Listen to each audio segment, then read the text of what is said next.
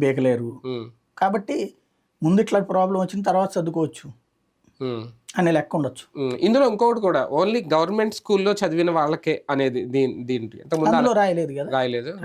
చూడాలి. అది ప్రచారం సాక్షి చేస్తున్న ప్రచారం ఒకటి. కానీ ఇంతకుముందు జగన్మోహన్ రెడ్డి గారు అయితే government private first government school అని నేనే ముందు ఒక వీడియో చేశాను.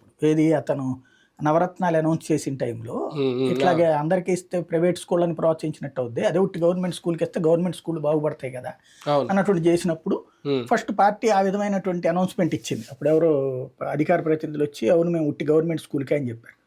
మళ్ళీ జగన్ దగ్గరికి వెళ్ళి ఎవరో చెప్పారు, దాంతో జగన్ మళ్ళీ రూట్ మార్చి లేదు అందరికీ అని చెప్పాడు. ఎలక్షన్స్ ముందు జరిగింది, నాకు గుర్తు అది బాగా. అందరికి ఇచ్చారు. కానీ ఇప్పుడు ఇది క్లారిటీ ఉందా ఓన్లీ గవర్నమెంట్కే ప్రైవేట్ స్కూల్కే అనేది? అందరికీ అనినే కదా వీళ్ళు చెప్పింది. దీంట్లో గైడ్ లైన్స్ అయితే అట్లాగేం రాయలే గవర్నమెంట్ స్కూల్స్ వాళ్ళకే అని. అంటే వేల వరకు చేస్తున్న ప్రచారం మాత్రం.